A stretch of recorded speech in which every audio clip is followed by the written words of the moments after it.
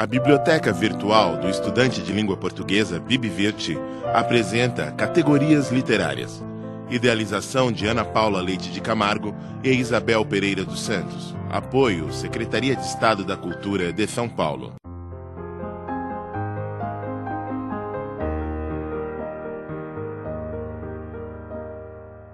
No programa de hoje, iniciaremos uma série intitulada Temas Recorrentes na Literatura. O tema deste programa refletirá sobre a mulher como fonte de inspiração. Encontramos não só na literatura, mas também na música, na pintura e em outras artes, a figura da mulher, nomes de mulheres que serviram de mote para escritores, compositores e pintores. Alguns nomes de mulheres ganharam notoriedade, como, por exemplo, Da Vinci imortalizou Mona Lisa. Camões, Raquel, Lia e Dinamene. Castro Alves escreveu em 1868 seu Adeus de Teresa, em que os sentimentos humanos como paixão, amor, sofrimento, frustração são artisticamente expostos. Mais de 60 anos depois, em 1930, o poema foi retomado por Manuel Bandeira com algumas semelhanças e diferenças que comentaremos mais tarde. Vamos à leitura do poema. O Adeus de Teresa, de Castro Alves. A vez primeira que eu fitei Teresa, como as plantas que arrasta a correnteza, a valsa nos levou nos giros seus, e amamos juntos, e depois na sala, adeus, eu disse-lhe a tremer com a fala. E ela, corando, murmurou-me adeus. Uma noite, entreabriu-se um reposteiro, e da alcova saiu um cavaleiro, ainda beijando uma mulher sem véus. Era eu. Era a pálida Teresa. Adeus, lhe disse, conservando-a presa. E ela, entre beijos, murmurou-me adeus. Passaram tempos, séculos de delírio, prazeres divinais, gozos do empírio. Mas um dia volvi aos lares meus. Partindo eu disse, voltarei, descansa. Ela, chorando mais que uma criança. Ela, em soluços, murmurou-me, adeus. Quando voltei, era o palácio em festa, e a voz dela e de um homem lá na orquestra preenchiam de amor o azul dos céus. Entrei, ela me olhou branca, surpresa. Foi a última vez que eu vi Teresa. E ela, arquejando, murmurou-me, adeus. Percebemos que o poema é marcado por diferentes tempos. A primeira vez, que é o primeiro encontro. Uma noite, quando se dá o encontro do amor.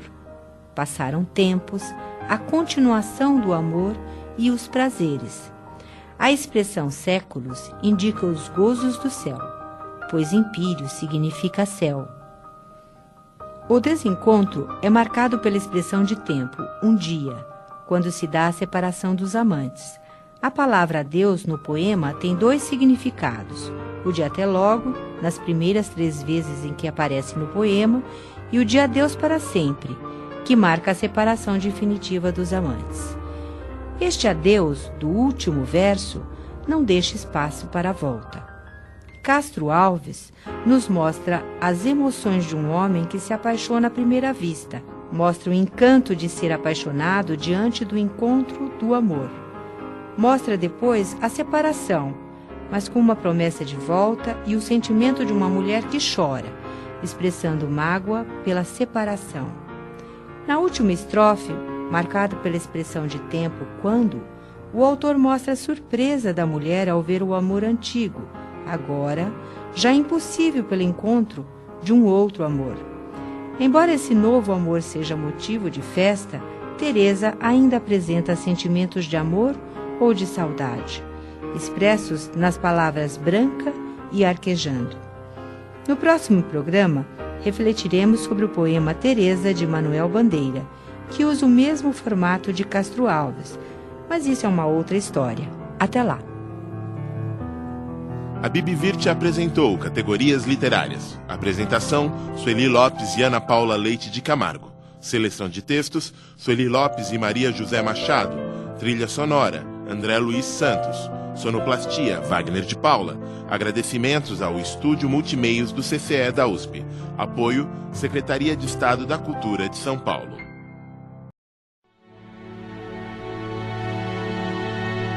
A Biblioteca Virtual do Estudante de Língua Portuguesa, BibVirt, apresenta Categorias Literárias. Idealização de Ana Paula Leite de Camargo e Isabel Pereira dos Santos. Apoio, Secretaria de Estado da Cultura de São Paulo. Continuando a série Temas Recorrentes na Literatura, refletiremos sobre o poema de Manuel Bandeira, de 1930, que retomou o Adeus de Teresa de Castro Alves. Teresa, de Manuel Bandeira. A primeira vez que vi Teresa, achei que ela tinha pernas estúpidas. Achei também que a cara parecia uma perna. Quando vi Teresa de novo, achei que os olhos eram muito mais velhos que o resto do corpo. Os olhos nasceram e ficaram 10 anos esperando que o resto do corpo nascesse. Da terceira vez, não vi mais nada. Os céus se misturaram com a terra, e o Espírito de Deus voltou a se mover sobre a face das águas. Tal como o poema de Castro Alves, o poema de Bandeira é marcado pelo tempo, agora, apenas em 3 tempos. A primeira vez, quando e a terceira vez. No entanto, é diferente da anterior, pois não há amor nem paixão nos 2 primeiros momentos. O autor mostra uma Teresa desprovida de encantos, mas na última estrofe o tom é mudado, pois o homem não percebe mais nada. E é aqui que a paixão se revela, pois há um encontro expresso nos últimos 2 versos. É um processo inverso daquele mostrado em O Adeus de Teresa. Em Madrigal Tão Engraçadinho, temos novamente o nome de Teresa, retomado pelo próprio Bandeira, mas desta vez ele compara a mulher, ternamente, com um porquinho da Índia, lembrança querida da infância.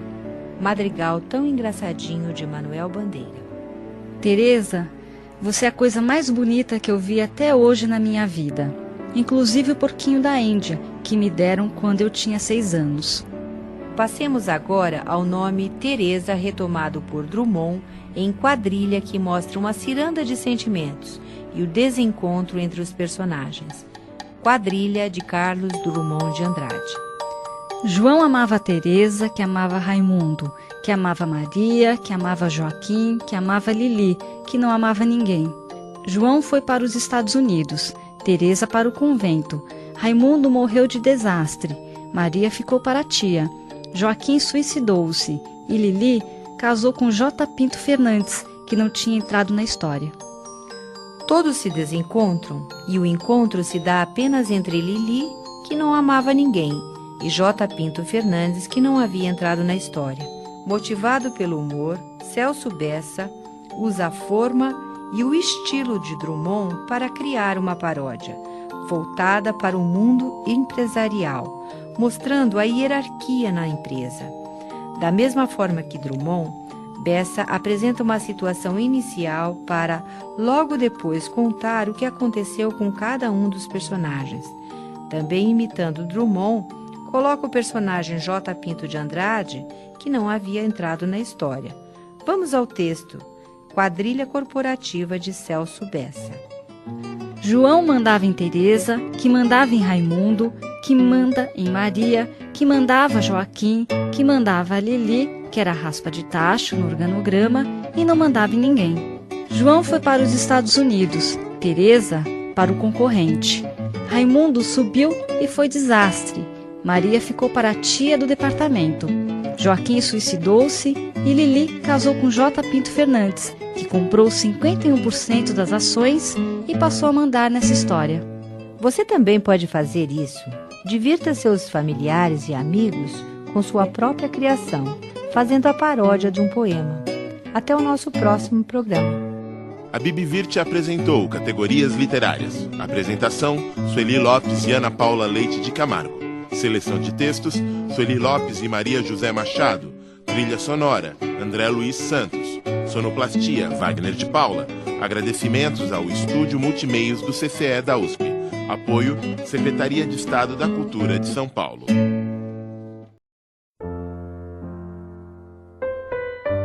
A A Biblioteca Virtual do Estudante de Língua Portuguesa BibVirt apresenta Categorias Literárias. Idealização de Ana Paula Leite de Camargo e Isabel Pereira dos Santos. Apoio Secretaria de Estado da Cultura de São Paulo. Nos próximos programas, continuando a série Temas Recorrentes na Literatura, começaremos a refletir sobre 3 textos com um tema muito recorrente: o primeiro beijo. Com estilos diferentes, os 2 contos que ouvirão abordam as sensações vividas por adolescentes na fase da descoberta do amor. O primeiro texto é de Clarice Lispector, O Primeiro Beijo, e os 2 seguintes são 2 capítulos do romance Dom Casmurro, de Machado de Assis, O Penteado e Sou o Homem. Primeiramente, O Primeiro Beijo, de Clarice Lispector. Os 2 mais murmuravam que conversavam. Havia pouco iniciara-se o namoro, e ambos andavam tontos. Era o amor. Amor com o que vem junto, ciúme. Está bem. Acredito que sou a primeira namorada. Fico feliz com isso. Mas me diga a verdade, só a verdade. Você nunca beijou uma mulher antes de me beijar? Ele foi simples. Sim, já beijei antes uma mulher. Quem era ela? Perguntou com dor. Ele tentou contar toscamente, não sabia como dizer. O ônibus de excursão subiu lentamente a serra.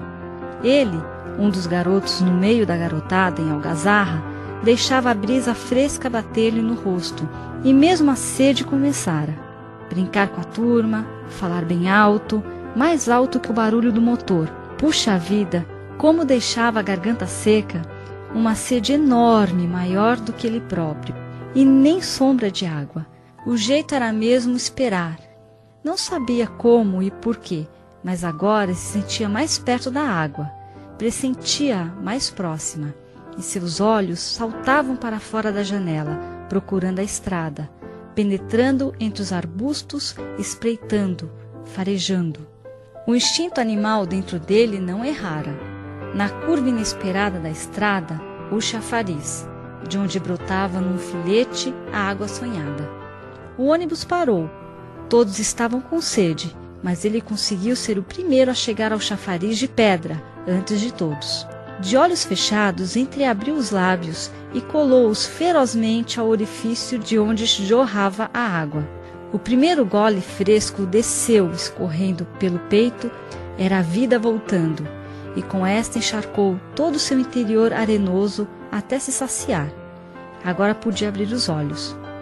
Abriu-os e viu que era a estátua de uma mulher, e que era da boca da mulher que saía a água. Lembrou-se de que realmente ao primeiro gole sentira nos lábios um contato gélido, mais frio do que a água. E soube então que havia colado sua boca na boca da estátua da mulher de pedra.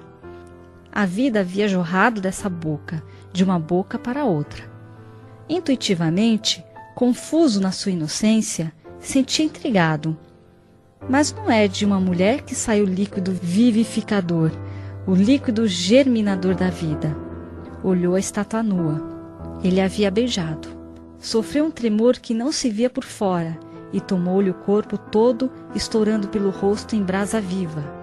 Perturbado, percebeu que uma parte de seu corpo, sempre antes relaxada, estava agora com uma tensão agressiva. Isso nunca lhe tinha acontecido. Estava de pé, docemente agressivo, sozinho no meio dos outros, de coração batendo fundo, espaçado, sentindo o mundo se transformar. A vida era inteiramente nova, era outra, descoberta com sobressalto. Até que, vinda da profundeza de seu ser, jorrou de uma fonte oculta nele a verdade, que logo o encheu de susto e logo também de um orgulho antes jamais sentido. Ele se tornara homem.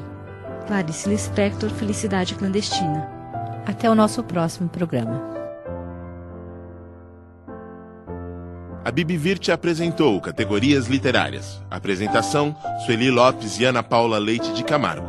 Seleção de textos, Sueli Lopes e Maria José Machado. Trilha sonora, André Luiz Santos. Sonoplastia, Wagner de Paula. Agradecimentos ao Estúdio Multimeios do CCE da USP. Apoio, Secretaria de Estado da Cultura de São Paulo.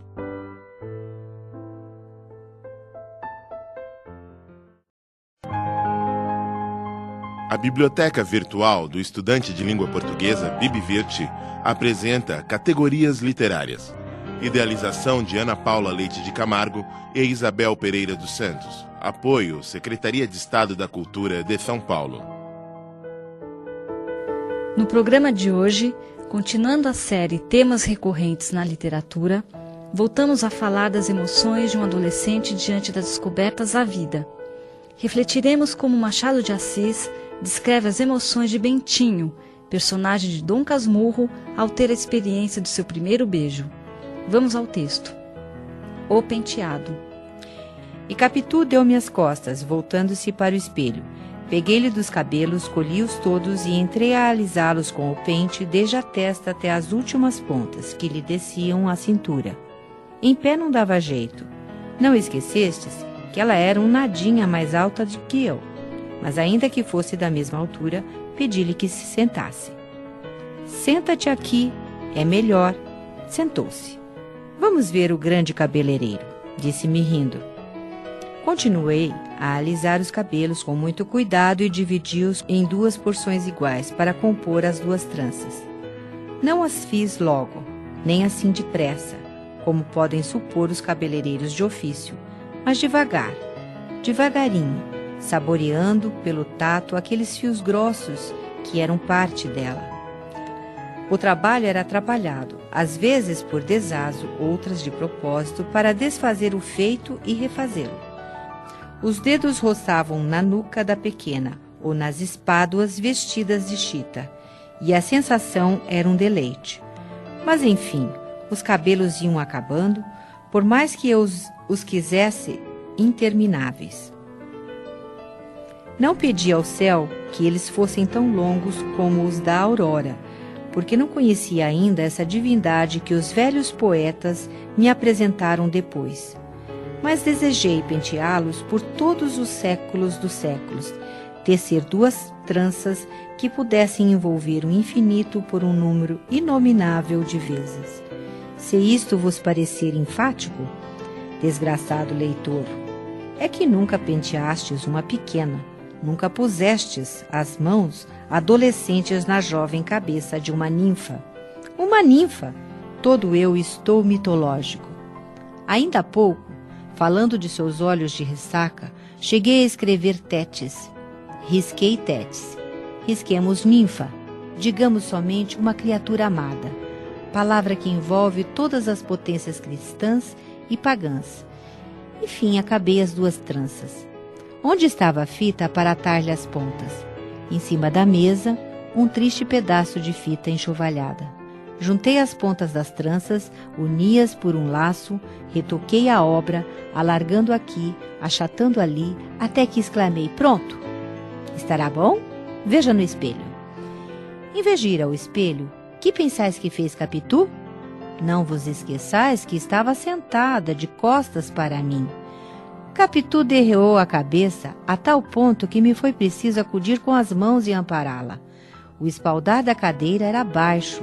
Inclinei-me, depois sobre ela, rosto a rosto, mas trocados os olhos de uma na linha da boca do outro. Pedi-lhe que levantasse a cabeça. Podia ficar tonta, machucar o pescoço. Cheguei a dizer-lhe que estava feia, mas nem esta razão a moveu. Levanta, Capitu. É claro que você pode prever o que aconteceu depois, mas embora você o faça, nada se compara ao prazer que a leitura do restante do texto proporciona ao leitor, pois o autor pode transformar um fato, que poderia ser escrito de uma forma banal numa obra de arte literária, como faz Machado de Assis no restante do capítulo e no capítulo seguinte, Sou Homem, que você terá a oportunidade de desfrutar no nosso próximo programa. Até lá!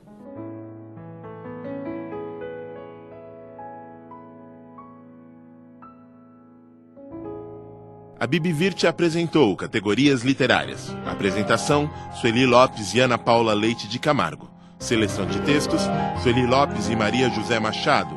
Trilha sonora, André Luiz Santos. Sonoplastia, Wagner de Paula. Agradecimentos ao Estúdio Multimeios do CCE da USP. Apoio, Secretaria de Estado da Cultura de São Paulo.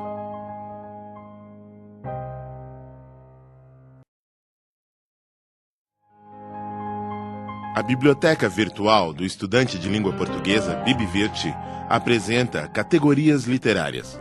Idealização de Ana Paula Leite de Camargo e Isabel Pereira dos Santos. Apoio, Secretaria de Estado da Cultura de São Paulo. No programa de hoje, retomaremos nosso último tema. Dando prosseguimento, ouça como termina a cena de O Penteado. Não quis. Não levantou a cabeça e ficamos assim a olhar um para o outro até que ela abrochou os lábios, eu desci os meus e... grande foi a sensação do beijo. Capitu ergueu-se rápida, eu recuei até a parede como uma espécie de vertigem, sem fala, os olhos escuros. Quando eles me clarearam, vi que Capitu tinha os seus no chão. Não me atrevi a dizer nada. Ainda que quisesse, faltava-me língua. Preso, atordoado, não achava gesto nem ímpeto e me atirasse a ela com 1000 palavras cálidas e mimosas. Não mofes dos meus 15 anos, leitor precoce. Com 17, Degrye, e mais era Degrye, não pensava ainda na diferença dos sexos. Sou homem. Ouvimos passos no corredor. Era Dona Fortunata. Capitu compôs-se depressa, tão depressa que quando a mãe apontou a porta, ela abanava a cabeça e ria. Nenhum laivo amarelo, nenhuma contração de acanhamento, um riso espontâneo e claro que ela explicou por estas palavras alegres. Mamãe, olhe como este senhor cabeleireiro me penteou. Pediu-me para acabar o penteado e fez isto. Veja que tranças. Que tem? Acudiu a mãe, transbordando de benevolência. Está muito bem, ninguém dirá que é de pessoa que não sabe pentear. O que, mamãe?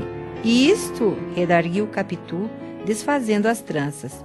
Ora, mamãe, e com um enfadamento gracioso e voluntário que às vezes tinha, pegou do pente e alisou os cabelos para renovar o penteado. Dona Fortunata chamou-lhe tonta e disse-me que não fizesse caso, não era nada, maluquices da filha.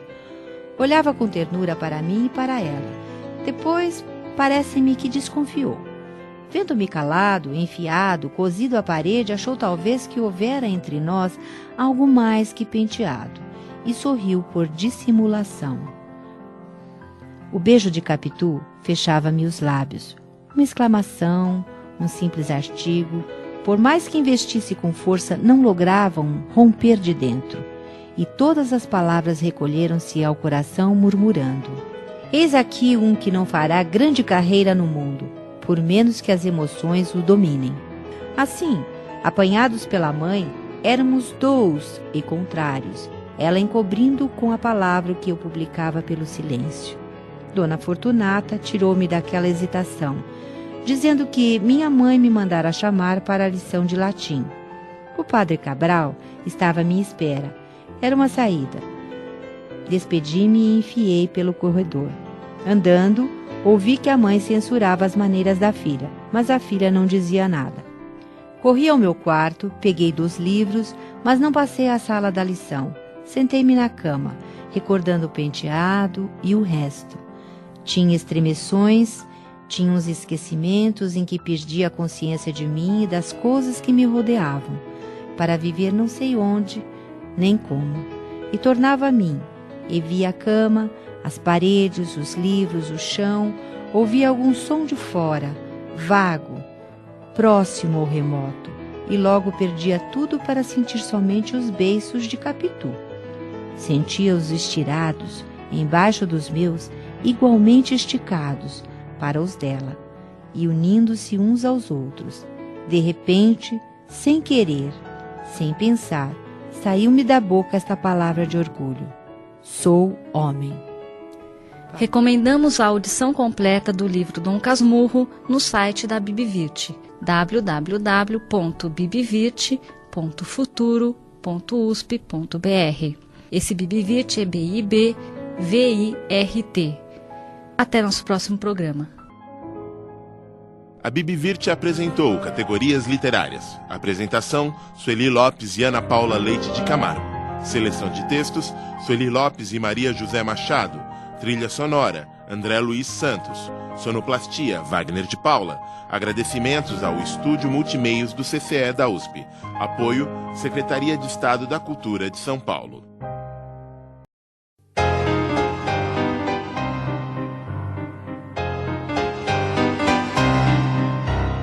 A Biblioteca Virtual do Estudante de Língua Portuguesa, Bibivirt, apresenta Categorias Literárias. Idealização de Ana Paula Leite de Camargo e Isabel Pereira dos Santos. Apoio, Secretaria de Estado da Cultura de São Paulo. No programa de hoje, em continuação à série Temas Recorrentes na Literatura, refletiremos sobre um assunto que tem sido bastante recorrente nos textos hoje em dia: corrupção e ética. Desde o aparecimento do homem no planeta até os nossos dias, a evolução científica e tecnológica foi assombrosa, e o progresso obtido nos últimos 100 anos superou tudo que foi conseguido ao longo de toda a história da humanidade. É óbvio que os alicerces dessa evolução estão nos primeiros passos, desde o uso de ferramentas primitivas usadas pelos primatas, que estão bem ilustradas na introdução do filme Uma Odisseia no Espaço, de Stanley Kubrick, até a invenção da roda. Infelizmente, houve um descompasso entre a evolução técnica e científica e a evolução moral e ética. Esta não tem seguido o ritmo daquela. O ser humano pode falhar no exercício da ética por ignorância, fraqueza de caráter ou por malícia. Ao longo do tempo, a literatura tem registrado episódios de corrupção e exemplos de imoralidade desde os textos bíblicos e textos da literatura oriental antiga até os textos da literatura atual. Agora, apresentaremos um texto de Lima Barreto do início do século XX, que não fora por alguns itens do vocabulário, conto de réis, por exemplo, e citação de um político francês da época, poderia muito bem ser publicado hoje, num editorial ou crônica dos nossos melhores jornais, pois mostra, como mostrou há quase 100 anos, a realidade do mundo político, que, com algumas exceções, é composto de homens públicos que usam o poder em seu próprio benefício. Vamos ao início do texto, o Novo Manifesto de Lima Barreto. Também sou candidato a deputado. Nada mais justo. Primeiro, eu não pretendo fazer coisa alguma pela pátria, pela família ou pela humanidade. Um deputado que quisesse fazer qualquer coisa dessas, ver-se-ia bambo, pois teria certamente os 200 e tantos espíritos dos seus colegas contra ele. Contra as suas ideias, levantar-se-iam 200 de pessoas do mais profundo bom senso. Assim, para poder fazer alguma coisa útil, não farei coisa alguma, a não ser receber o subsídio.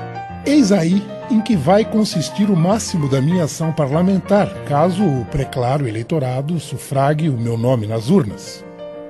Recebendo os 3 contos mensais, darei mais conforto à mulher, aos filhos, ficando mais generoso nas facadas aos amigos. Desde que minha mulher e meus filhos passem melhor de cama, mesa e roupas, a humanidade ganha. Ganha porque, sendo eles parcelas da humanidade, a sua situação melhorando, esta melhoria reflete sobre o todo que fazem parte. Até aqui, o autor expõe os primeiros motivos pelos quais deseja ser candidato a deputado. No próximo programa, veremos quais são os outros motivos. Até lá! A Bibivirt apresentou Categorias Literárias. Apresentação, Sueli Lopes e Ana Paula Leite de Camargo. Seleção de textos, Sueli Lopes e Maria José Machado. Trilha sonora, André Luiz Santos. Sonoplastia, Wagner de Paula. Agradecimentos ao Estúdio Multimeios do CCE da USP. Apoio, Secretaria de Estado da Cultura de São Paulo.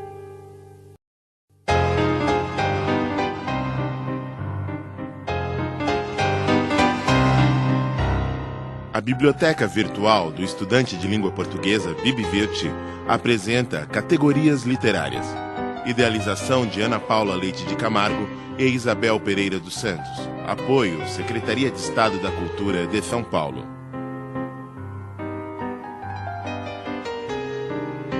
No programa de hoje, daremos prosseguimento à série Temas Recorrentes na Literatura.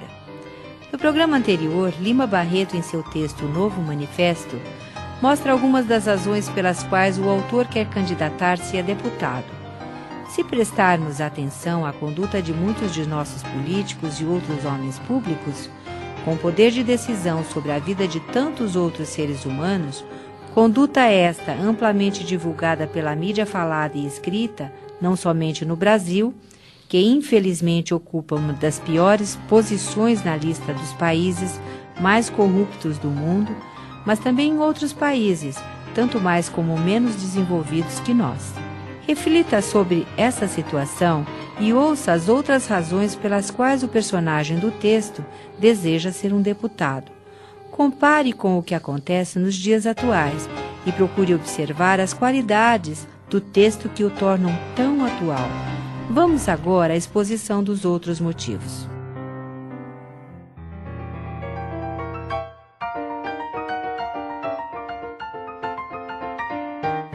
O meu propósito é lógico, e as razões apontadas para justificar a minha candidatura são bastante ponderosas. De resto, acresce que nada sei da história social, política e intelectual do país, que nada sei de sua geografia, que nada entendo de ciências sociais e próximas, para que o nobre eleitorado veja bem que vou dar um excelente deputado. Há ainda um poderoso motivo que na minha consciência pesa para dar este cansado passo de vir solicitar dos meus compatriotas atenção para o meu obscuro nome. Ando mal vestido e tenho uma grande vocação para elegâncias. O subsídio, meus senhores, viria dar-me elementos para realizar a minha velha aspiração de emparelhar-me com Dechanesca, elegância do senhor Carlos Peixoto. Confesso também que, quando passo pela Rua do Passeio e outras do Catete, alta da noite, a minha modesta vagabundagem é atraída para certas casas cheias de luzes, com carros e automóveis à porta, janelas com cortinas ricas de onde jorram gargalhadas femininas, mais ou menos falsas. Um tal espetáculo é por demais tentador para a minha imaginação, e eu desejo ser deputado para gozar esse paraíso de Maomé sem passar pela algidez da sepultura. Razões tão poderosas e justas, creio, até agora, nenhum candidato apresentou, e espero da clarividência dos homens livres e orientados o sufrágio do meu humilde nome para ocupar uma cadeira de deputado, por qualquer estado, província ou emirado, porque, nesse ponto, eu não faço questão alguma. As urnas.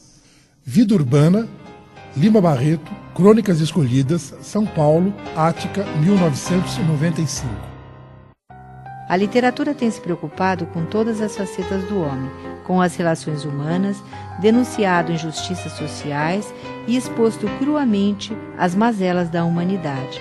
É um instrumento que nos faz crescer, fazendo com que nos conheçamos melhor, que nos leva a compreender melhor o mundo e refletir sobre o nosso papel na sociedade.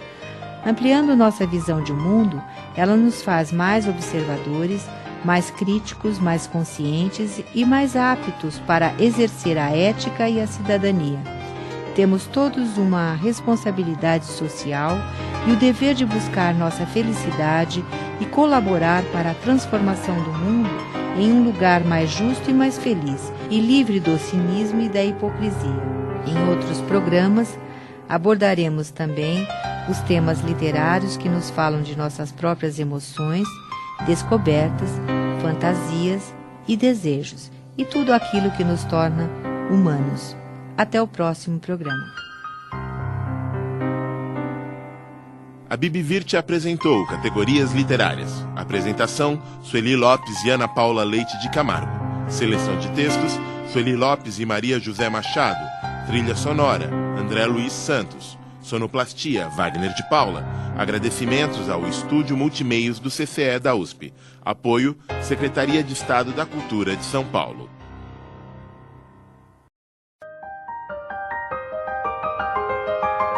biblioteca virtual do estudante de língua portuguesa BibVirt apresenta Categorias Literárias. Idealização de Ana Paula Leite de Camargo e Isabel Pereira dos Santos. Apoio Secretaria de Estado da Cultura de São Paulo. No programa de hoje começaremos a série Novelas. Maçom Moisés, em seu livro A Criação Literária, Prosa, editora Cultrix, São Paulo, faz uma excelente abordagem desta categoria literária. São dele as palavras. Entendida conforme os parâmetros em que nos movemos, a novela já era embrionariamente cultivada na antiguidade greco-latina. Misturando o relato historicamente verídico ao fantástico ou mítico e apelando para a poesia e mesmo para digressões oratórias e retóricas, a ficção clássica serviu de berço não só à novela propriamente dita, como a outras modalidades literárias em voga na Idade Média. O desfiar de aventuras ou experiências visando ao entretenimento é um ingrediente fundamental na configuração da novela. É sabido que as canções de gesta giravam em torno de acontecimentos de guerra. Foi na França que a moda floresceu. Cantada por trovadores, as canções de gesta confundiam o fantástico com o plano verídico, ambos ligados com os feitos de guerras, assim conjugando o espírito cívico ao estético. Mas a narrativa crescia cada vez que o trovador se dispunha a repeti-la. É fácil imaginar que, a partir de certo instante, não só estavam desfigurados os pretextos heróicos de guerra efetivamente travada, como a extensão do poema havia atingido limites extremos. E como a memória individual fosse incapaz de retê-lo na íntegra, fazia-se imperioso transcrevê-lo no pergaminho, a fim de conservá-lo. Entretanto, aconteceu algo de inesperado logo após a transliteração. As canções passaram a ser lidas com acompanhamento musical nos saraus da corte. O ato de ler em público deve ter condicionado em alguns casos, pois os fidalgos eram no geral analfabetos, o desejo da leitura individual e solitária. Contemporaneamente, o alargamento desmesurado do texto levou a pôr em prosa o conteúdo já de si narrativo dos versos. Daí para a prosificação foi um passo. E com a prosificação de algumas canções de gesta, independentemente do fato de outras respeitarem a versificação primitiva, a novela despontava como forma autônoma e caracterizada. O primeiro exemplo que merece referência é a Demanda do Santo Graal, adaptação portuguesa levada a efeito em meados do século XIII, por volta de 1240, do original francês do século anterior, intitulado La Quête du Graal, prosificação de um trecho de velha tradição bíblico-céltica, antes posto em versos sob o título de Perceval.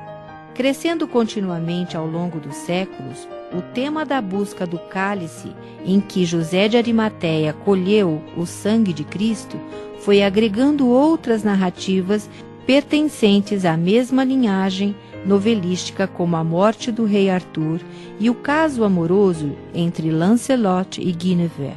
Era a novela de cavalaria que emergia, logo tornada protótipo de um tipo de comportamento e de visão da realidade que permanecerá no gosto popular até hoje, como se pode observar nos filmes de cowboy, expressão atual daquele remoto filão novelesco. A novela de cavalaria, repondo uma cosmovisão heróica semelhante à das epopeias greco-latinas, correspondia à ânsia de mitos e heróis existente no íntimo de cada indivíduo. No próximo programa, conheceremos um exemplo clássico deste gênero. A BibVirt apresentou Categorias Literárias. Apresentação, Sueli Lopes e Ana Paula Leite de Camargo. Seleção de textos, Sueli Lopes e Maria José Machado.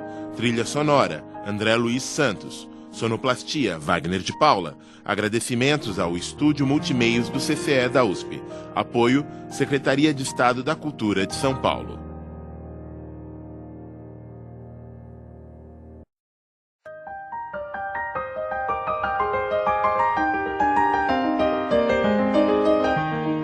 A Biblioteca Virtual do Estudante de Língua Portuguesa, BibVirt, apresenta Categorias Literárias.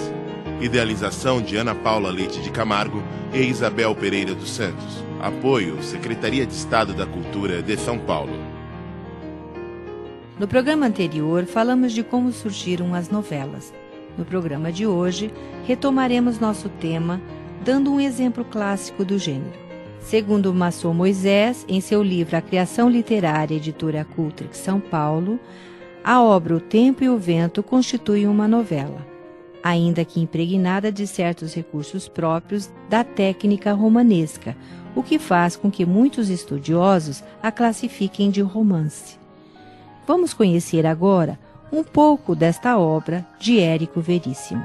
Com O Tempo e o Vento, Érico Veríssimo reconstitui uma época de importância na cultura brasileira, a partir da formação do Rio Grande do Sul. A obra se divide em 3 partes, abarcando 200 anos da história rio-grandense. Na primeira, cuja ação abrange o período entre 1745, a época das guerras de fronteiras e do estabelecimento das primeiras instâncias, e 1895, data da reestruturação da República no Rio Grande do Sul. A primeira parte, denominada O Continente, narra a história de 2 famílias, os Terra e os Cambará, e os acontecimentos que provocaram a formação da sociedade patriarcal rio-grandense. Integram a primeira parte, além de outros, os capítulos O Sobrado, Ana Terra e um certo Capitão Rodrigo, e aparecem inúmeras personagens, entre as quais Pedro Missioneiro, Ana Terra, Pedro Terra, Bibiana, Capitão Rodrigo, Bolívar, Licurgo, vivendo a tragédia da conscientização de uma terra fixada às próprias raízes. Antes de começar o ataque ao casarão, Rodrigo foi à casa do vigário. "Padre!" gritou sem apear. Esperou um instante. "Padre!" A porta da meia-água abriu-se e o vigário apareceu. "Capitão!" Aproximando-se do amigo e erguendo a mão de Rodrigo, o apertou com força. "Foi para saber se vosmecê estava aqui ou lá dentro do casarão. Eu não queria lastimar o amigo." "Muito obrigado, Rodrigo, muito obrigado." O padre Lara sacudiu a cabeça desalentado. "Vosmecê vai perder muita gente, capitão. Os Amarias são cabeçudos e têm muita munição." "Eu também sou cabeçudo e tenho muita munição." "Por que não espera o amanhecer?" Rodrigo deu de ombros. "Para não deixar a coisa esfriar. Olhe aqui, vou lhe dar uma ideia. Antes de começar o assalto, porque vosmecê não me deixa ir ao casarão, ver se o coronel Amaral consente em se render para evitar uma carnificina." "Não, padre. Não faça aos outros aquilo que não queres que te façam a ti. Não é assim que diz nas Escrituras? Se alguém me convidasse para eu me render, eu ficava ofendido. Um homem não se entrega." "Não há nenhum desdouro. Isto é uma guerra entre irmãos."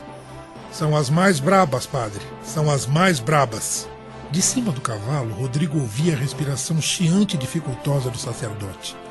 Lembrou-se das muitas conversas que tiveram noutros tempos. "Vosmecê é um homem impossível", disse o padre desolado. "Acho que esta noite eu vou dormir na cama do velho Ricardo, mas sem a mulher dele." "Naturalmente." "E amanhã de manhã quero mandar um próprio levar ao chefe a notícia de que Santa Fé é nossa. A província toda está nas nossas mãos. Desta vez os legalistas se borraram." "Até logo, padre." Apertaram-se as mãos. "Tome cuidado, capitão. Vosmecê se arrisca demais." "Ainda não fabricaram a bala que há de me matar?" Acompanhe o desfecho desse texto no nosso próximo programa. Até lá! A Bibivirte apresentou categorias literárias. Apresentação, Sueli Lopes e Ana Paula Leite de Camargo. Seleção de textos, Sueli Lopes e Maria José Machado. Trilha sonora, André Luiz Santos. Sonoplastia, Wagner de Paula. Agradecimentos ao Estúdio Multimeios do CCE da USP. Apoio, Secretaria de Estado da Cultura de São Paulo.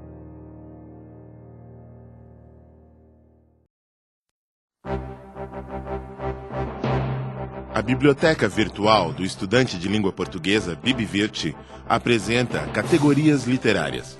Idealização de Ana Paula Leite de Camargo e Isabel Pereira dos Santos. Apoio, Secretaria de Estado da Cultura de São Paulo. No programa de hoje, continuaremos o texto da novela O Tempo e o Vento, O Continente. O padre e Rodrigo se despedem e o padre o adverte. Tome cuidado, capitão. Vosmecê se arrisca demais. Ainda não fabricaram a bala que há de me matar? A gente nunca sabe. É melhor que não saiba, não é? Deus guie Vosmecê. Amém. O padre viu o capitão dirigir-se para o ponto onde um grupo de seus soldados o esperava. A noite estava calma. Galos de quando em quando cantavam nos terreiros. Os galos não sabem de nada, refletiu o padre. Sempre achara triste e agourento o canto dos galos. Voltou para casa, fechou a porta, deitou-se na cama com o breviário na mão, mas não pôde orar. Ficou de ouvido atento, tomado de uma curiosa espécie de medo. Não era medo de ser atingido por uma bala perdida, não era medo de morrer. Não, era nem medo de sofrer da carne algum ferimento. Era medo do que estava para vir. Medo de ver os outros sofrerem. No fim de contas, se esmiuçasse bem, o que ele tinha mesmo medo era de viver, não de morrer. Na segunda parte do livro, denominado O Retrato, a duração do tempo é mais limitada. A história se desenvolve entre 1909 e 1915. No entanto, dentro da técnica utilizada pelo autor, o panorama começado 2 séculos antes chega com o retrato, até sua culminância no Estado Novo. Rodrigo Cambará, o homem da era getuliana, é o herói que vive entre Santa Fé e o Rio de Janeiro. Não tem a dimensão do seu antecedente, o capitão Rodrigo Cambará. Em Um Retrato, Érico Veríssimo analisa, através desta personagem, a diluição lenta e progressiva dos valores morais que determinaram o passado rio-grandense, porquanto, segundo Rodrigo Cambará, embora portador de qualidades herdadas de seu antepassado, nos é apresentado como um homem conflitado, instável e socialmente não é mais do que uma caricatura política da ditadura getulista. Rodrigo aproximou-se da janela e por alguns instantes ficou a olhar a praça, através dos vidros meio embaciados. O desaparecimento do senador dava-lhe uma estranha sensação de orfandade. Ele não procurava explicar, nem combater. Agora lhe vinha uma súbita e enternecida saudade do pai. O desejo de vê-lo, ouvi-lo, tê-lo ali no sobrado, como companheiro naquela hora amarga. Desenhou-se-lhe na mente nítida a imagem de Pinheiro Machado, e tal como vira no inverno de 1910. O senador apertava-lhe a mão e dizia: há homens que nasceram talhados para o sacrifício, mas uma coisa sei te dizer, eu não tenho vocação para mártir. Rodrigo fez uma brusca meia-volta. Pelas costas, os miseráveis. Ao saberem da notícia, Flora e Maria Valéria vieram para a sala e ficaram junto da porta, mudas, num silêncio apreensivo. Rodrigo leu nos olhos de ambas uma expressão que com frequência vinha ao semblante das mulheres do Rio Grande: o medo ancestral da guerra. Precisamos fazer alguma coisa, exclamou olhando para o intendente. Vou redigir um telegrama à nossa bancada do Rio, algo de vibrante que leve o nosso protesto, a nossa indignação ante este crime bárbaro, esse... Calou-se engasgado. E naquela mesma noite, ao entrar no comercial, onde esperava colher assinaturas para o telegrama, ouviu um forasteiro comentar em altos brados: bem feito! Foi uma limpeza! Era um caudilho, um déspota, a asa negra do Brasil! Precipitou-se sobre ele, segurando-o pela gola do casaco. deitou-o sobre um dos milhares e esbofeteou-lhe repetidamente, vociferando: é para aprenderes a respeitar o homem, canalha! Acompanhe o terceiro texto de O Tempo e o Vento no nosso próximo programa. A Bibivirte apresentou categorias literárias. Apresentação, Sueli Lopes e Ana Paula Leite de Camargo. Seleção de textos, Sueli Lopes e Maria José Machado. Trilha sonora, André Luiz Santos. Sonoplastia, Wagner de Paula. Agradecimentos ao Estúdio Multimeios do CCE da USP. Apoio, Secretaria de Estado da Cultura de São Paulo.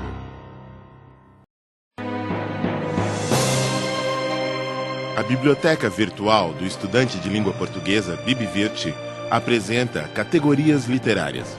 Idealização de Ana Paula Leite de Camargo e Isabel Pereira dos Santos. Apoio, Secretaria de Estado da Cultura de São Paulo. Nesta edição, continuaremos a terceira parte da novela O Tempo e o Vento, o Arquipélago. Parte da ação transcorre no Rio de Janeiro, então capital do país. Rodrigo Cambará é político, deputado federal e contracena com personagens reais da nossa história, como Getúlio Vargas, Luiz Carlos Prestes, Oswaldo Aranha. Temos então a história de Santa Fé e da família Cambará, cuja narrativa se finaliza no momento em que o presente e o tempo da ficção se encontram. Estamos no ano de 1945.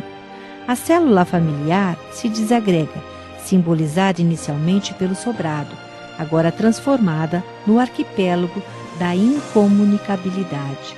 Nos diversos capítulos, o autor corta as situações, retrocedendo ou avançando no tempo, apresentando como em reunião de família, fragmentos retrospectivos da família Cambará, que são, a um só tempo, etapas do desenvolvimento histórico da cidade de Santa Fé, do Rio Grande do Sul, e mais remotamente do Brasil.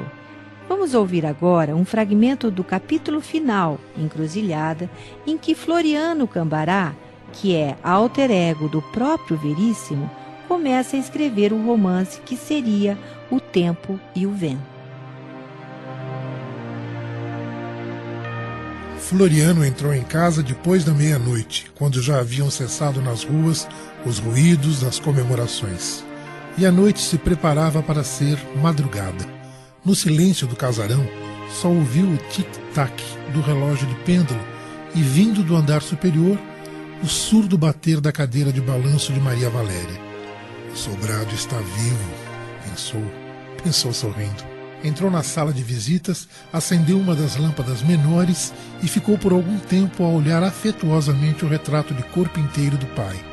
Depois, subiu para a água furtada, acendeu a luz, fechou a porta e olhou em torno, como que já a despedir-se daquele ambiente. Na véspera, havia feito várias tentativas para iniciar o romance. Para ele, o mais difícil fora sempre começar, escrever o primeiro parágrafo. O papel já estava na máquina, mas ainda completamente em branco. Tirou o casaco, aproximou-se da janela, sentou-se no peitoril e ali se deixou ficar, como a pedir o conselho da noite. Viu o catavento da torre da igreja nitidamente recortado contra o céu e pensou nas muitas histórias que ouvira desde menino sobre a Revolução de 93. Uma havia segundo a qual, durante o cerco do Sobrado pelos federalistas na noite de São João de 1895, o Liroca tinha ficado atocaiado na torre da igreja, pronto a atirar o primeiro republicano que saísse do casarão para buscar água do poço. Por que não começar o romance com esta cena? E nessa noite, sentou-se à máquina. Ficou por alguns segundos a olhar para o papel, como que hipnotizado, e depois escreveu de um jato. Era uma noite fria de lua cheia. As estrelas cintilavam sobre a cidade de Santa Fé, que de tão quieta e deserta parecia um cemitério abandonado. No próximo programa, ouviremos comentários de uma outra novela muito conhecida, que completa 402 anos em 2007. Confira no nosso próximo programa. Até lá.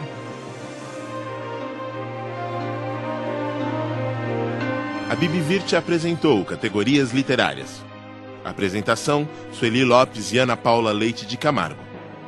Seleção de textos, Sueli Lopes e Maria José Machado. Trilha sonora, André Luiz Santos. Sonoplastia, Wagner de Paula. Agradecimentos ao Estúdio Multimeios do CCE da USP. Apoio, Secretaria de Estado da Cultura de São Paulo.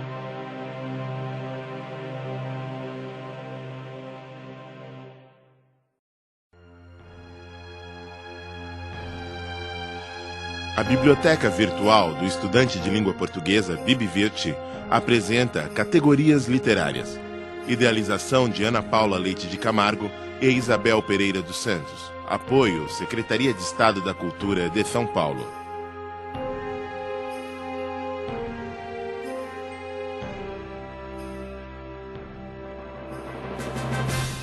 Na edição de hoje falaremos de uma história que há mais de 4 séculos encanta o mundo inteiro. Estamos falando do cavaleiro andante Dom Quixote.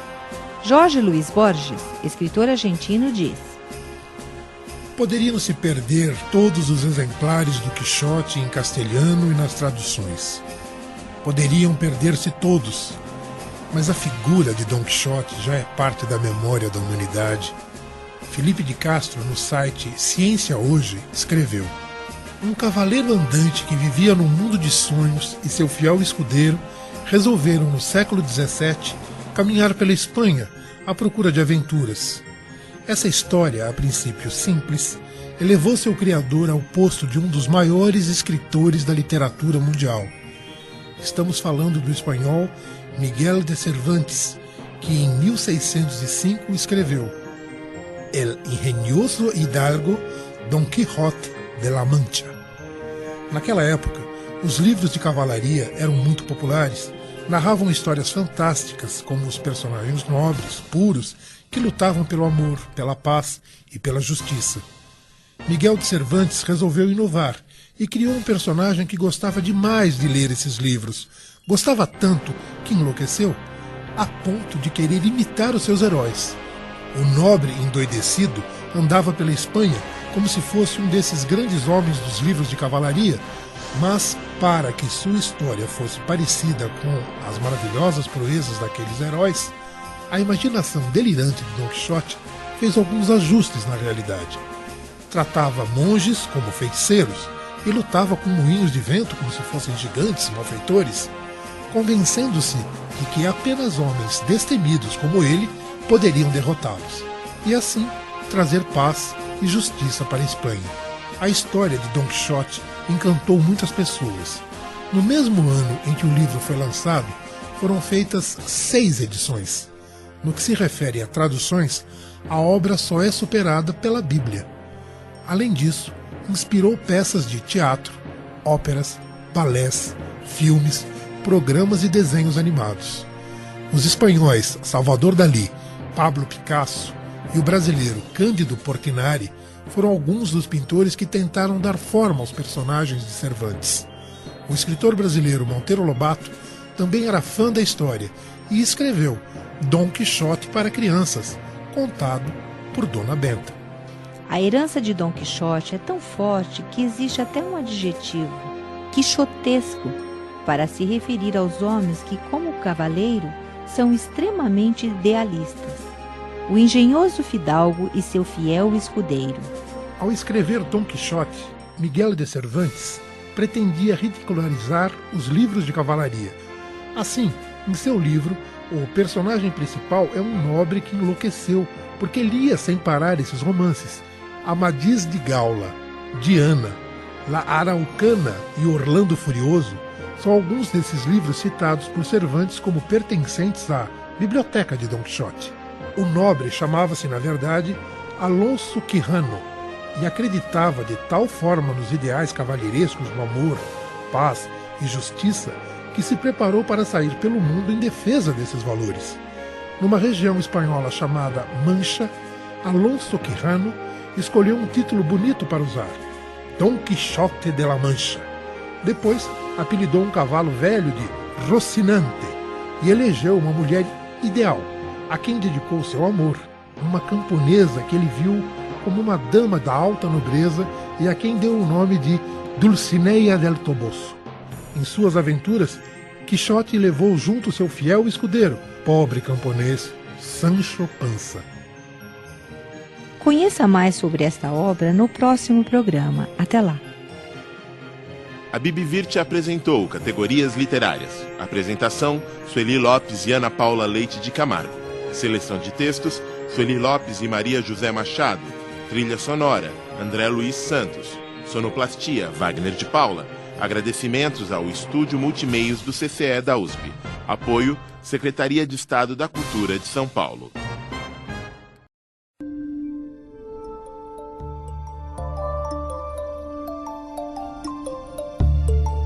A Biblioteca Virtual do Estudante de Língua Portuguesa, Bibivirte, apresenta Categorias Literárias. Idealização de Ana Paula Leite de Camargo e Isabel Pereira dos Santos. Apoio, Secretaria de Estado da Cultura de São Paulo.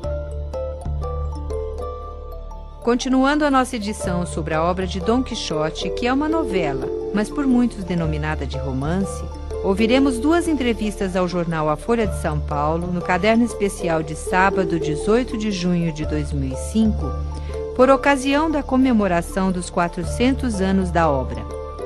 A matéria foi denominada Dom Quixote cruza o Atlântico. Um escritor mexicano e outro argentino analisam a influência de Cervantes na América Latina. Ouviremos primeiramente a entrevista de Carlos Fuentes, escritor mexicano, que explica ao jornal que Machado de Assis foi um rebelde quixotesco e por que o seu ensaio Machado de La Mancha é tão atual.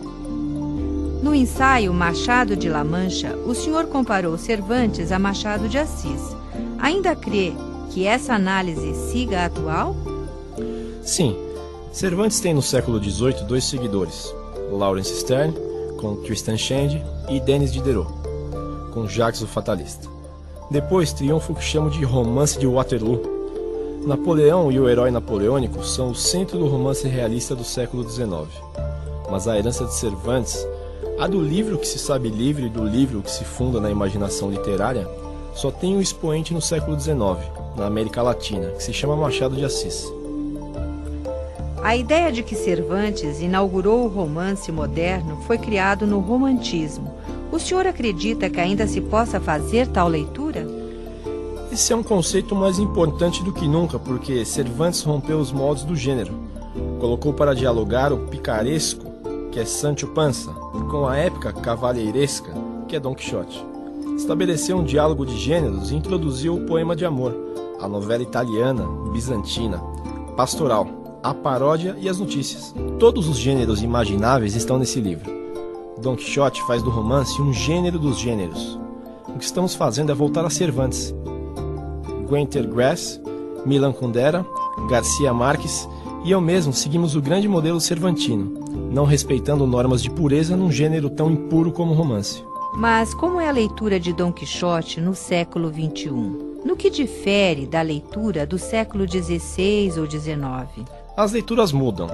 Uma coisa é o que pensa um leitor na Espanha da Contra-Reforma, e outra é o leitor de hoje, que vive sob outras ameaças. A ameaça do triunfo do visual, por exemplo. O etéreo triunfo das imagens sobre a palavra. Um momento em que se pode abrir mão da palavra, que é perigosa, em nome da imagem, que pode ser inócua. Esse é um enorme perigo do mundo de hoje, e como Cervantes e o Quixote não regressam à palavra como base da realidade, é um livro de uma atualidade assombrosa. A leitura é um protagonista do livro? O Quixote é um livro dentro de um livro.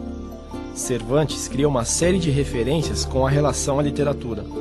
Apresenta a novela como uma possibilidade de falar de literatura dentro da literatura. O mais exemplar nesse sentido é o fato de que Quixote é o primeiro personagem de uma obra de ficção que se sabe escrito e lido. Na segunda parte da obra, ele entra em uma prensa de Barcelona e pergunta o que está sendo impresso naquele momento. E o que está sendo impresso é o próprio livro. Nesse momento, há uma reviravolta da realidade literária, pois o personagem se sabe lido e quem passa a ocupar o lugar central é o leitor. Nós que não estávamos em 1605, mas estamos lendo a obra hoje, podemos fazer algo mais que Cervantes, pois somos o leitor que conhece o futuro. Acompanhe o final dessa entrevista na nossa próxima edição. Até lá!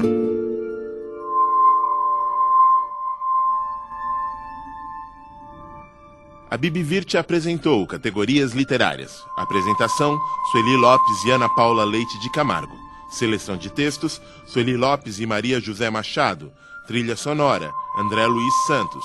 Sonoplastia, Wagner de Paula. Agradecimentos ao Estúdio Multimeios do CCE da USP. Apoio, Secretaria de Estado da Cultura de São Paulo.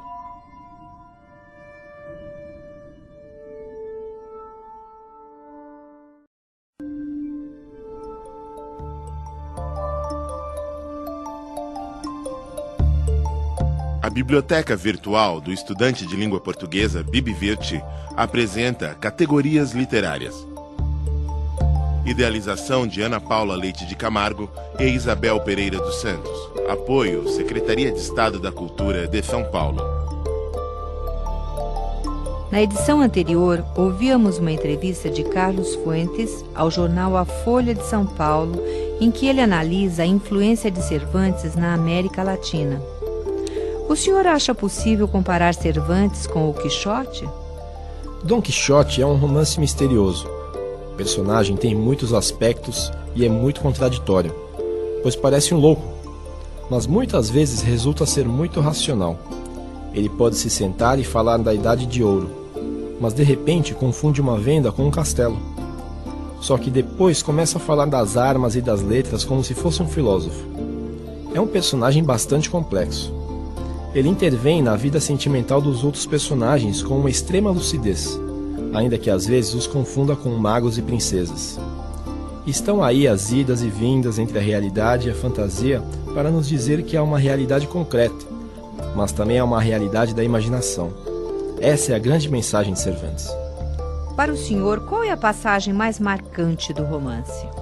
É a batalha com os moinhos de vento, porque aí se estabelece a ambiguidade da obra. Não podemos saber com certeza o que se passa. Não estamos vendo um filme, mas sim lendo palavras, o que deveria ser uma descrição, e ainda assim não sabemos se os moinhos são gigantes ou se os gigantes são moinhos.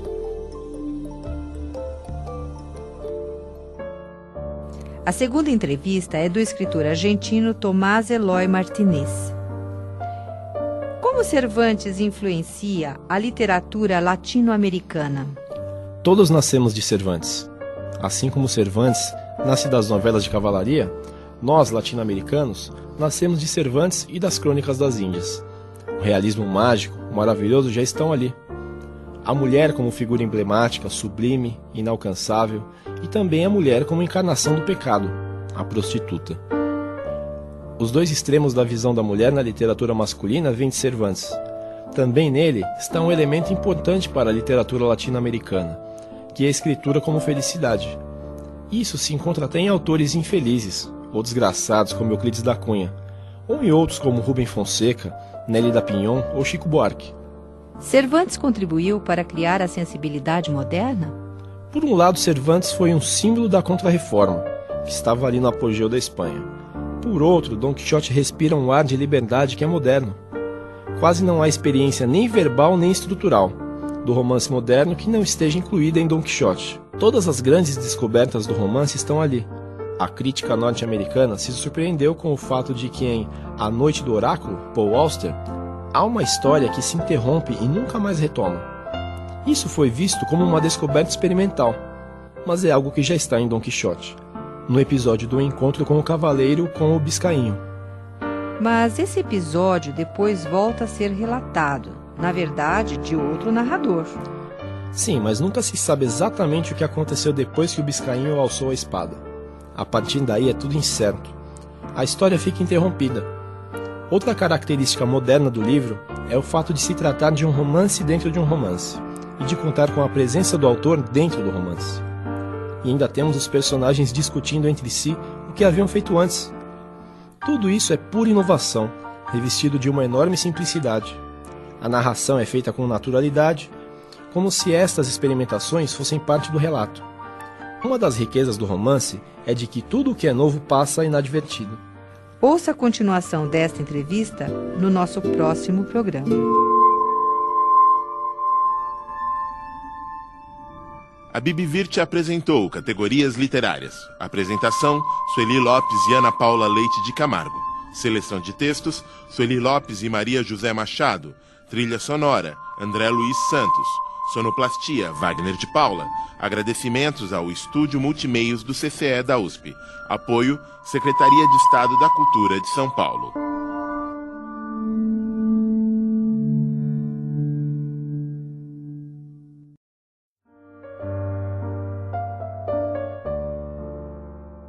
A Biblioteca Virtual do Estudante de Língua Portuguesa, BibVirt, apresenta Categorias Literárias.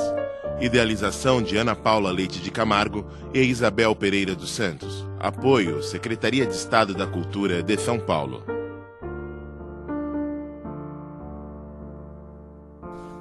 Nesta edição, daremos continuidade à entrevista de Tomás Eloy Martinez, escritor argentino, à Folha de São Paulo. Por que Cervantes, de início, não foi reconhecido? Cervantes foi menosprezado em seu tempo. A figura da corte, o escritor por excelência naquele momento, era Lope de Vega. Acho que a explicação está na trajetória turbulenta de sua vida. Não teria relação com a divisão entre a arte popular e erudita? Cervantes era um escritor popular da mesma maneira que o brasileiro Lima Barreto, 1881-1922, por ser chamado de popular em contraponto ao contemporâneo Machado de Assis, 1839-1908. Nesse sentido, Cervantes foi popular e tido como escritor menor. Não integrava a grande arte que a Espanha via em Lope de Vega, Calderón ou Góngora. Perto deles, Dom Quixote era entretenimento. Uma obra que excitava a fantasia, mas de uma maneira simples, por meio dos sentidos camponeses. Há uma confusão entre popularidade e pequenez. Os críticos ou intelectuais costumam supor que o que é popular é pequeno, carece de valor. E esse é um debate bastante atual. Sim, é a discussão que sempre padeceu a literatura. Acredito que a partir de Dom Quixote, não há grande obra na literatura que não tenha sido popular. Logra a aceitação de uma grande maioria, assim como Shakespeare. As paixões se movendo no compasso da história. Pode-se compará-lo ao contemporâneo Shakespeare? Sim, pela amplitude e pela força. A literatura tem, e isso vê muito bem Harold Bloom, vozes menores, pequenas, que nunca podem alcançar a amplitude da grandeza literária. São importantes, mas trabalham em um tom menor. E há obras de uma força enorme, como as de Shakespeare, Homero, Cervantes, Dante, Borges, e que alcançam um ímpeto sinfônico de uma enorme amplitude. Por meio desses autores, podemos ver os destinos individuais interatuando com os destinos coletivos. As paixões se movendo no compasso da história. Então, gostaram? Agora você já pode escolher para os seus momentos de lazer a leitura de Dom Quixote. Ela ficará bem mais saborosa acrescida das informações destas duas entrevistas. Se você quiser se inteirar mais deste assunto, ouça as nossas sugestões sobre o que ler. O Engenhoso Fidalgo Dom Quixote de La Mancha, volume 1, Miguel de Cervantes, editora 34. Dom Quixote das Crianças, Monteiro Lobato, editora Brasiliense. O livro apócrifo de Dom Quixote de La Mancha, editora Itatiaia. Meditações de Dom Quixote, José Ortega y Gasset, editora Libro Ibero. O Dito pelo Não Dito, Paradoxos de Dom Quixote, Maria Augusta da Costa Vieira, EDUSP FAPESP. Dom Quixote em Quadrinhos, Caco Galhardo, Fundação Peirópolis. Até o nosso próximo programa. A BibVirt apresentou Categorias Literárias. Apresentação, Sueli Lopes e Ana Paula Leite de Camargo. Seleção de textos, Sueli Lopes e Maria José Machado. Trilha sonora, André Luiz Santos. Sonoplastia, Wagner de Paula. Agradecimentos ao Estúdio Multimeios do CCE da USP. Apoio, Secretaria de Estado da Cultura de São Paulo.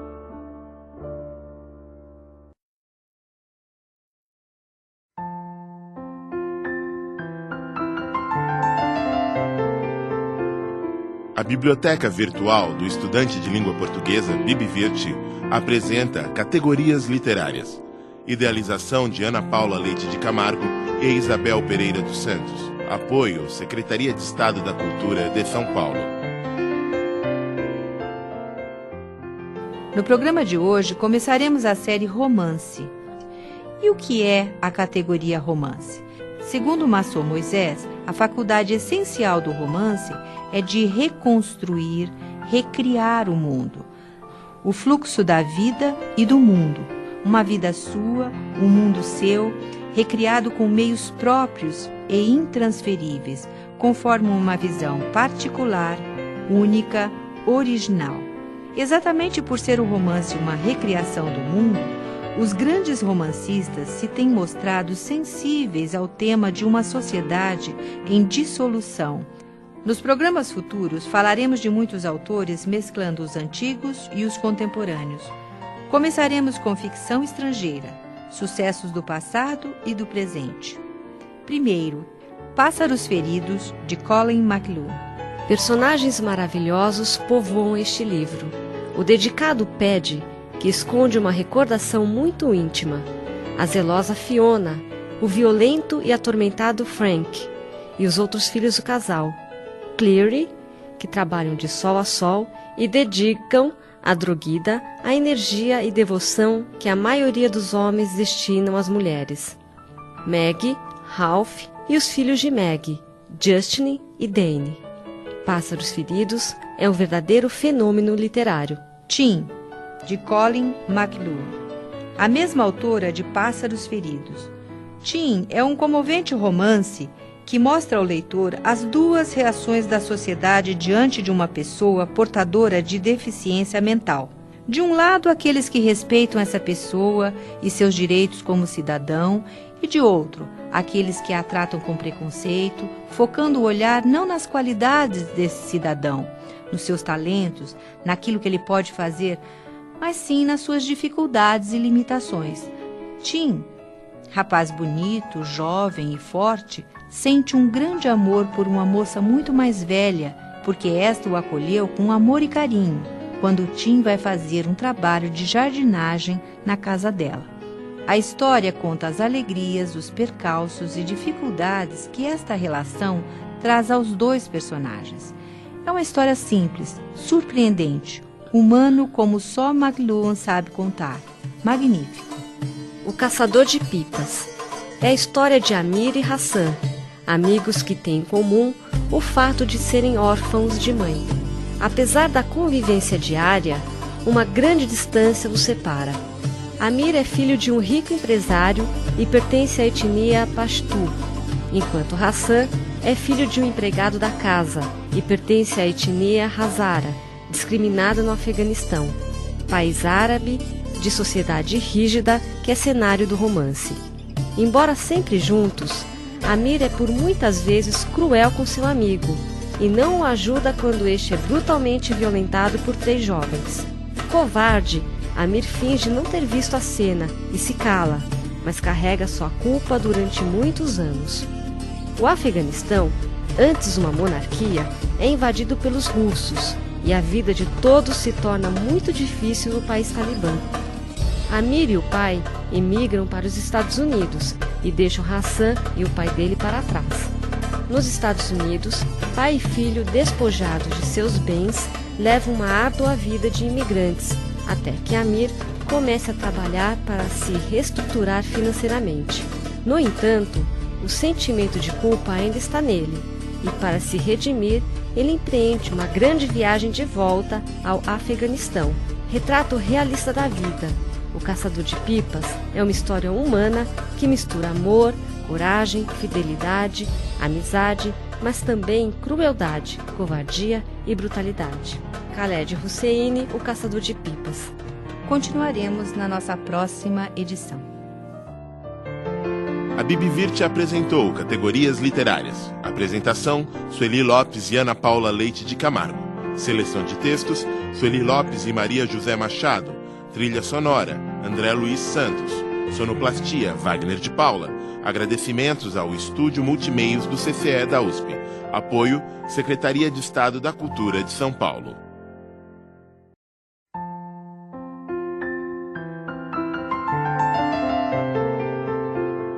A Biblioteca Virtual do Estudante de Língua Portuguesa, Bibivirt, apresenta Categorias Literárias. Idealização de Ana Paula Leite de Camargo e Isabel Pereira dos Santos. Apoio, Secretaria de Estado da Cultura de São Paulo.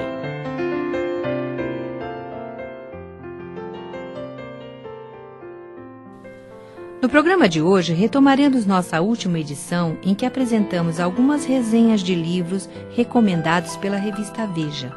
A Menina que Roubava Livros, do australiano Marcus Zusak, foi divulgado nos Estados Unidos como um livro juvenil, mais ou menos na faixa de público de Harry Potter. Em outros países, inclusive no Brasil, ele é apresentado como um livro para adultos. A indecisão se justifica. A obra enfoca alguns pesadelos históricos, nazismo, holocausto, guerra, com um toque aventuresco e sentimental. A história é narrada em primeira pessoa pela Morte, personagem ocupadíssima naqueles tempos genocidas, mas que não se mostra nada sinistra. É uma figura compassiva que admira a têmpera da menina alemã Liesel, a ladra de livros do título. O pai de Liesel, militante comunista, é preso pelos nazistas. Seu irmãozinho morre durante uma viagem de trem e ela é entregue pela mãe para ser criada por outro casal. Tudo isso nas primeiras 30 páginas.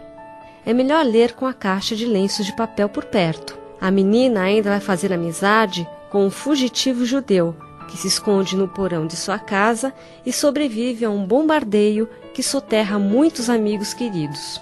Trata-se, no entanto, de uma obra otimista, calcada em uma mensagem simplória, mas eficiente. A generosidade humana pode sobreviver mesmo nas condições mais monstruosas. Marcus Zusak, A Menina que Roubava Livros. Outro livro que você certamente gostará de ler é de Rosamund Pilcher, Os Catadores de Conchas, Rio de Janeiro.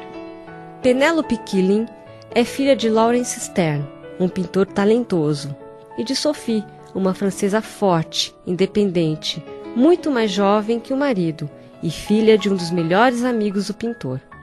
Com mais de 60 anos, após um infarte, Penélope sai do hospital sem receber alta e vai para sua casa, onde mora só.